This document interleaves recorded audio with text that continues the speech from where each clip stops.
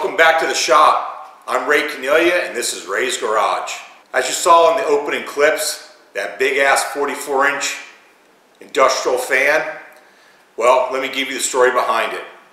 I'm in the shop tinkering, doing something, I can't remember what, and I get a text message from Chuck Bommarito, you know, Outside Screwball Chuck. Hello everybody. All it is a picture of this big ass fan, and he goes, "You want it?" I look at the temperature gauge in the garage and it was a little over 100 degrees, and I'm like, hell yeah, I want it. So Chuck made arrangements with a mutual friend. He was coming down to visit some family and he brought me the fan. And I'll tell you what, man, this thing moves some air. Here's a little demo of it, take a look.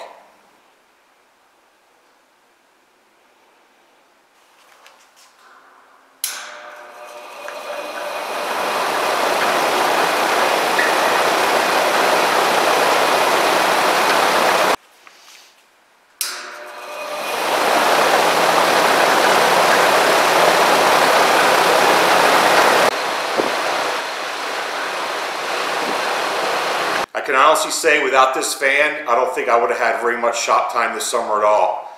We had over 55 days of 100 degrees plus weather.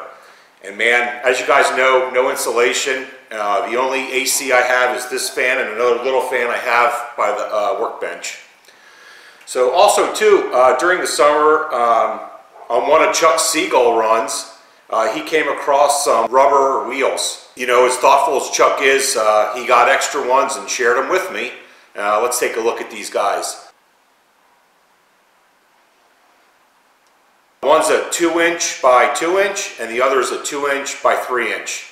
And as you know, one great thing about the Northridge Tool belt grinder, which Chuck and I both have the same exact model, you can adapt just about any size wheel you want to this thing. That's how well it's designed.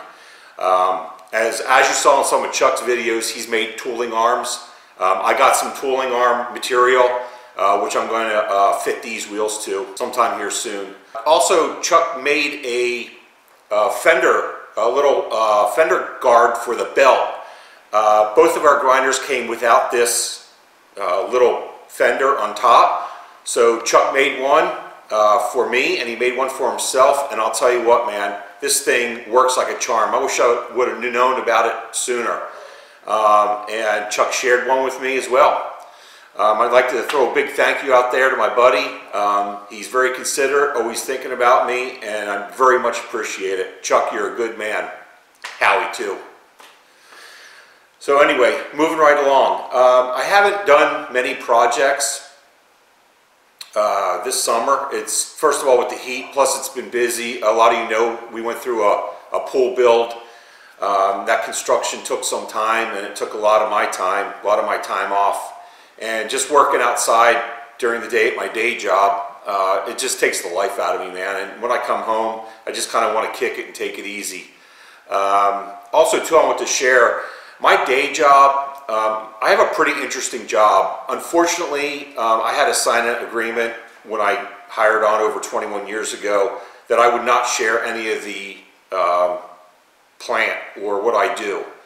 I would like to at some point do this because it's a very interesting job. It's very technical, and I think you guys would find it very interesting as well. Unfortunately, I can't video it, I can't photo it. And that's why, you know, a lot of these other YouTube creators can bring you into their personal jobs, their day jobs, and share that. I can't, and I'm sorry. I wish I could, but unfortunately, it's going to be Ray's Garage only, which hasn't been much this year. So I did do one project, and let me show you some clips here now.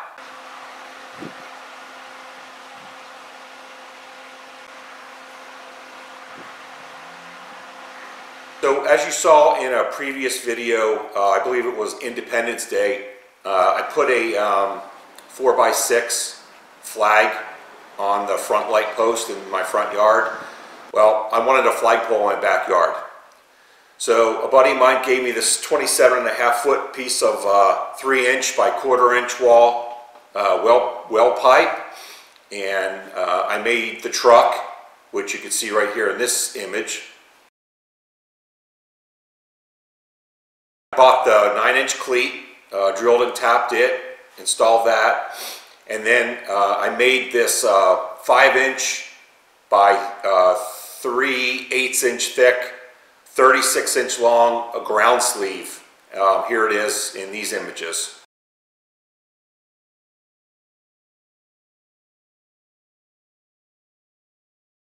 Now this is set 36 inches down with a lightning rod on the bottom, about a, I can't remember, 12 or 14-inch piece of rebar lightning rod into the ground.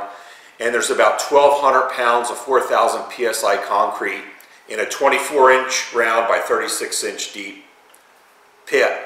Hand mixed it with my brother. We poured it, let it set for a few days, and here's the finished foundation for the flagpole.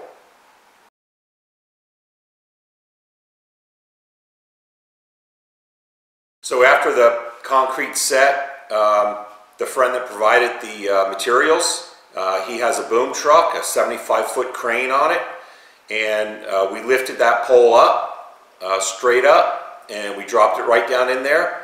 And around the outside, we packed it with sand, centered it up, perfect, packed it with sand, and then the 3 set screws was just basically like an assistant while we were tamping the sand down in there. So it's been set now for 2 weeks, no issues. I got a 5x8 American flag on the top there. I have a 800 lumen solar LED light and a 3-inch gold globe on the top. The halyard or rope is a 1/4-inch rope with wire cable on the inside of it, so it's very durable. Attach that, raise the flag, and Old Glory's been up there flying proud ever since.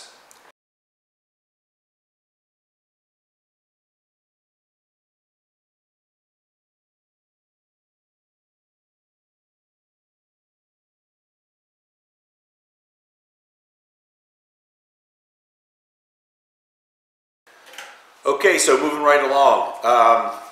As many of you may know, there's a huge event happening on November 17th in Lindale, Texas. Unfortunately, I have plans. I can't make it. I would really like to go to this event. I just can't do it. I have other travel plans arranged that I could not change. But here's a little clip and preview.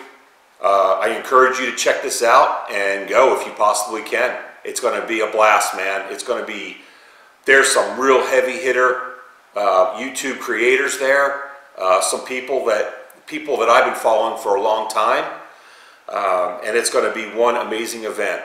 So here, take a look. On November 17th, in partnership with VisitLindale.com, we're going to be throwing an incredible festival here at Old Mill Pond.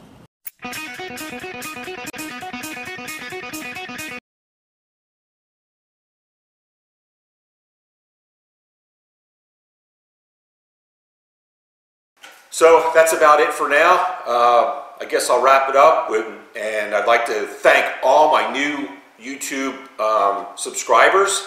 They're pouring in daily. I do appreciate it. I wanted to do this little catch-up video just to let you know that I'm still up and kicking, shiny side up. Anyway, I hope everyone's doing well, and I'll have some more video coming here real soon.